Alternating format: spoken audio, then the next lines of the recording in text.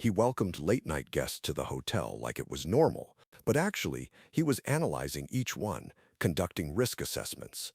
This elderly receptionist had been greeting very different kinds of guests 20 years ago, and now his past had found him. Welcome to the Human Stories. Before we begin this powerful tale of hidden identity and quiet vigilance, tell me in the comments which city you're watching from today.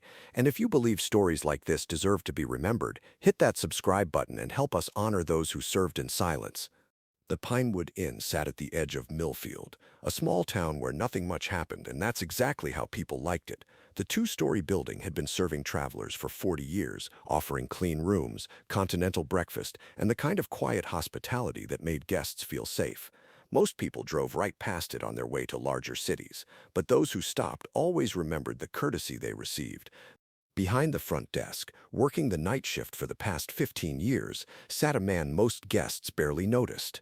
Robert Hayes was 62 years old, with graying hair, wire-rimmed glasses, and the kind of forgettable face that blended into any crowd.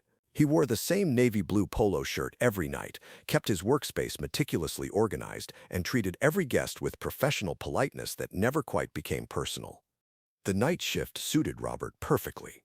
From 11 p.m. to 7 a.m., he managed the hotel alone, checking in late arrivals, handling any problems that arose, and maintaining the quiet security that guests expected. He never complained about working alone, never seemed nervous about the isolation, and never appeared anything other than completely competent. Most guests saw exactly what Robert wanted them to see: a helpful night clerk who could provide directions, restaurant recommendations, and extra towels without any fuss. He had mastered the art of being simultaneously present and invisible, helpful but unmemorable, professional but unremarkable. But Robert Hayes hadn't always worked at a small-town hotel. For 23 years, he had been a federal agent with the U.S. Marshal Service, specializing in witness protection and high-risk prisoner transport. He had spent decades moving dangerous people to secure locations, protecting witnesses whose testimony could topple criminal organizations, and managing situations where a single mistake could mean life or death. His transition to civilian life had been carefully planned and thoroughly executed. After his retirement in 2008, Robert had deliberately chosen the most unremarkable job he could find, in the most unremarkable place possible. The Pinewood Inn gave him exactly what he needed: steady work, minimal scrutiny, and the chance to disappear into the anonymity of small-town life.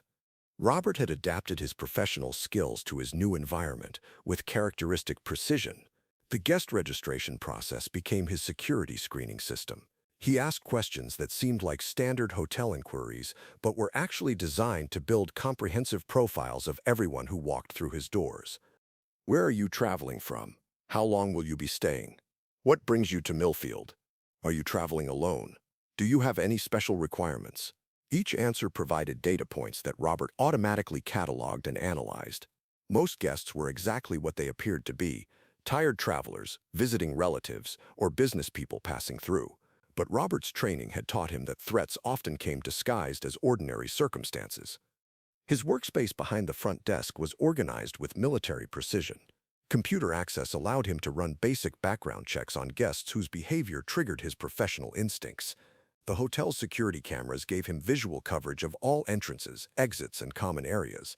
He had memorized the layout of every room, identified potential escape routes, and developed contingency plans for various emergency scenarios. The local police knew Robert as a reliable night shift worker who occasionally called in suspicious activity. They didn't know that his reports were based on 23 years of federal law enforcement experience, or that his threat assessments were more accurate than most trained officers could produce. Robert had identified 3 drug dealers, 2 wanted fugitives, and 1 domestic violence situation simply by observing guest behavior and cross-referencing information. In each case, he had quietly contacted appropriate authorities and provided intelligence that led to successful interventions. The guests never knew they had been under surveillance, and the local police appreciated having such a reliable source of information. The hotel's owner, Margaret Williams, considered Robert her most valuable employee. He never called in sick, never complained about difficult guests, and seemed to handle every situation with calm professionalism. She had no idea that her night clerk was using skills developed during decades of federal service, or that her small hotel had become one of the most secure facilities in the county. For 15 years, Robert's system had worked perfectly. He maintained his cover, protected the hotel and its guests, and enjoyed the peaceful anonymity of small-town life. He had successfully transitioned from high-stakes federal operations to quiet civilian work without ever compromising his professional standards or his personal security. That system was about to be tested. It was a Wednesday night in late October when the first suspicious guests arrived. Robert was processing routine paperwork when the front door opened to admit three men who immediately triggered every alert in his professional training. They moved wrong.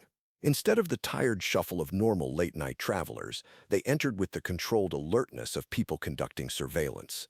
Their eyes swept the lobby with systematic precision, cataloging exits, sightlines, and potential threats.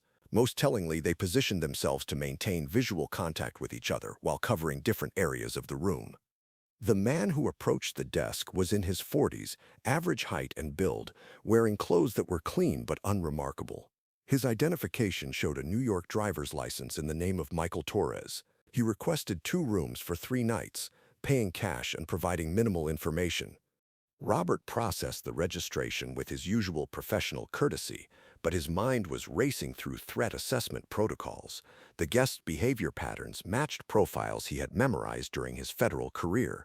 These men were either law enforcement conducting surveillance or criminals planning something that required detailed reconnaissance. Their vehicle license plates traced to a rental agency in Albany.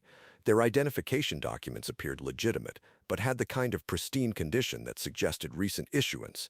Most concerning was their request for rooms on the second floor, with views of Main Street, positioning that would allow observation of the entire downtown area. Robert completed their check-in without any indication of suspicion, but he immediately began implementing security protocols he hadn't used in 15 years. He activated backup recording systems, initiated discreet background checks, and prepared to contact federal authorities if his assessment proved correct. The second group arrived 2 hours later.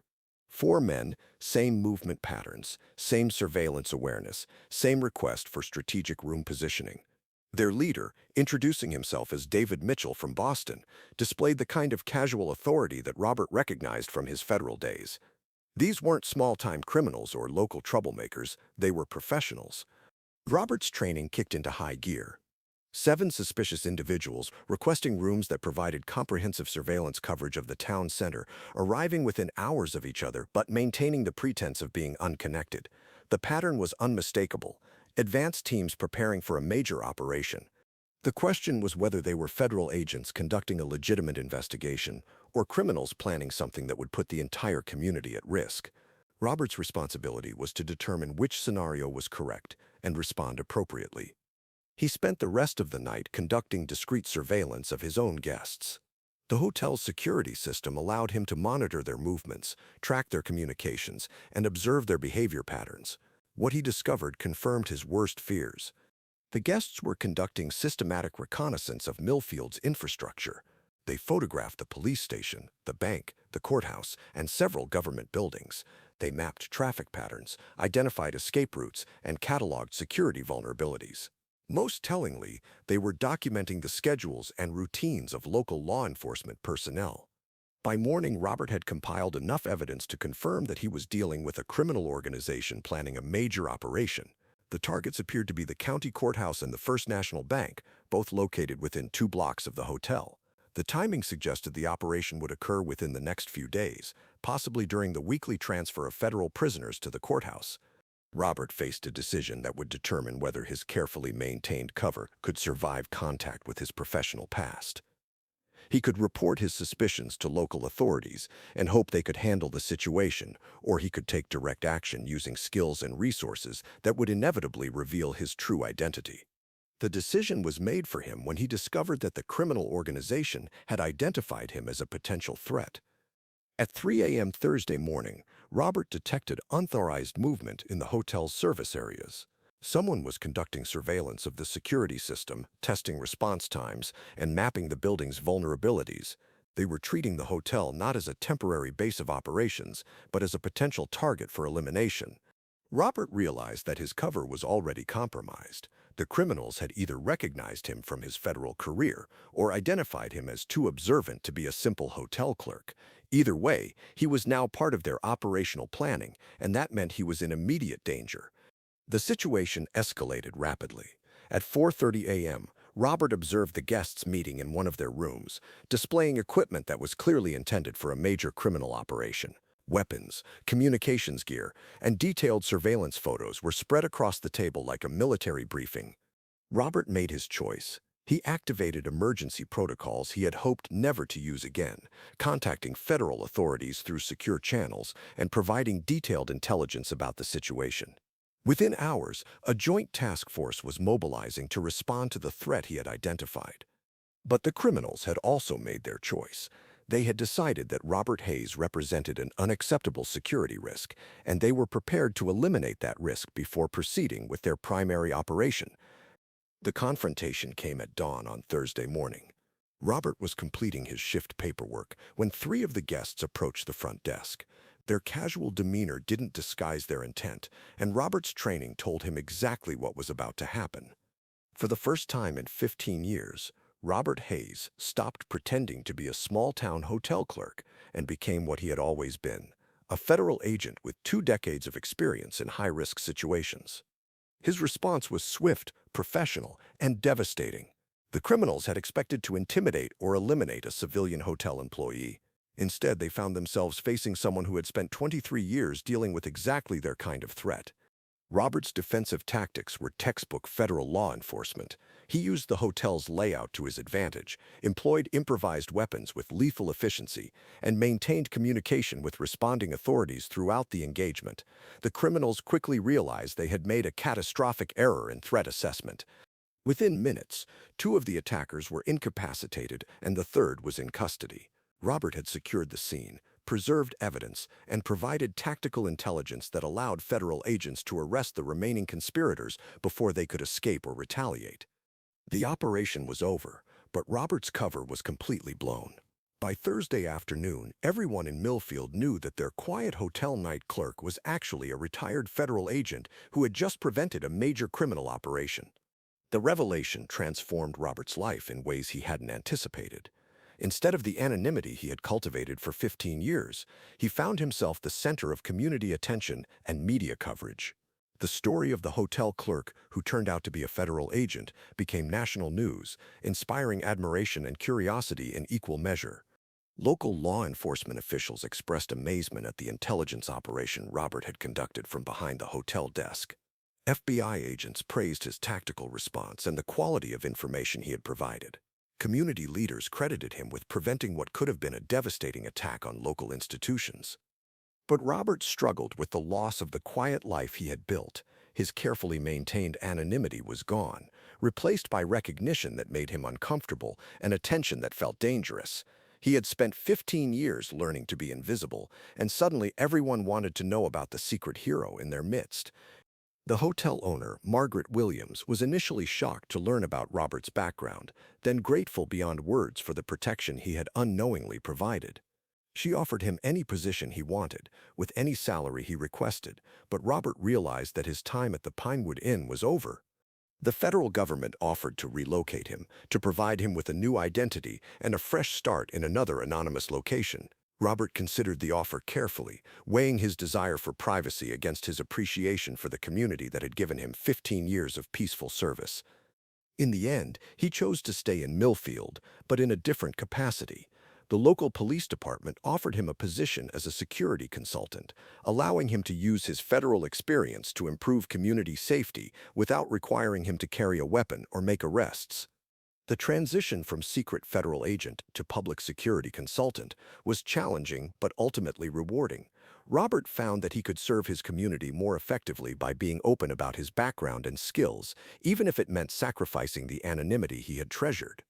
The Pinewood Inn installed a memorial plaque in the lobby, honoring Robert's 15 years of service and his role in protecting the community. The inscription read simply, "In appreciation of Robert Hayes, who kept watch while we slept." Robert's story became a model for other retired federal agents seeking meaningful civilian careers. His success in adapting law enforcement skills to civilian security work inspired programs that helped veterans transition from military and federal service to community protection roles. Local schools invited Robert to speak about public service and civic responsibility. Community organizations asked him to consult on security planning. Regional law enforcement agencies sought his expertise in threat assessment and tactical planning. Robert discovered that his most important work hadn't been the dramatic confrontation with criminals, but the 15 years of quiet vigilance that had preceded it. His daily attention to guest behavior, his systematic security protocols, and his professional approach to what others considered routine work had created a foundation of community safety that most people never knew existed.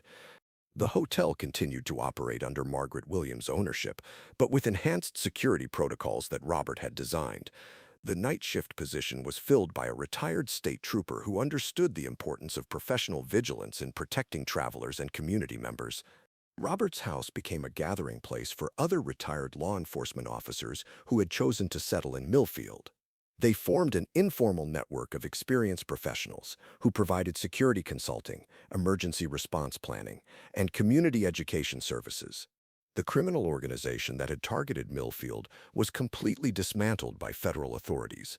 The intelligence Robert had provided led to arrests across 3 states and prevented multiple planned operations against small communities throughout the region. Years later, Robert would reflect on the irony of his situation. He had spent 23 years working in high-profile federal operations, protecting witnesses, transporting dangerous prisoners, and managing complex security situations.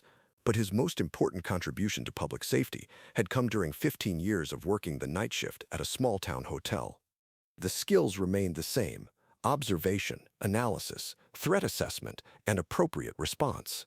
The setting had changed, but the fundamental mission of protecting people from those who would harm them had never wavered. Robert Hayes had learned that service doesn't end with retirement, that vigilance doesn't require a federal badge, and that the most important protection often comes from people who choose to remain alert and prepared even when no one else is watching. His story reminded the community that heroes don't always announce themselves with dramatic gestures. Sometimes they sit quietly behind hotel desks, asking polite questions, checking identification, and maintaining the kind of professional standards that keep everyone safe.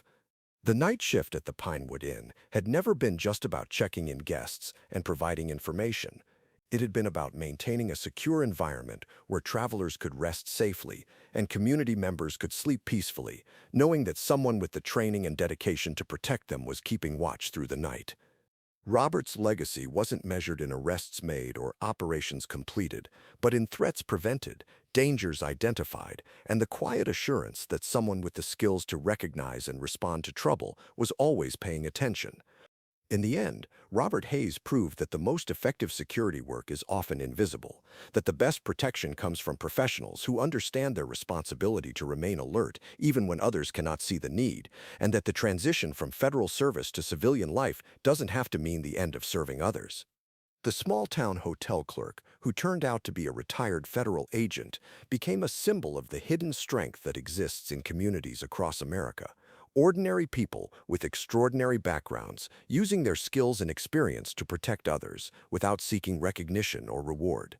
His story continues to inspire other veterans and retired law enforcement officers to find ways to serve their communities, demonstrating that the end of an official career can be the beginning of an even more meaningful form of public service.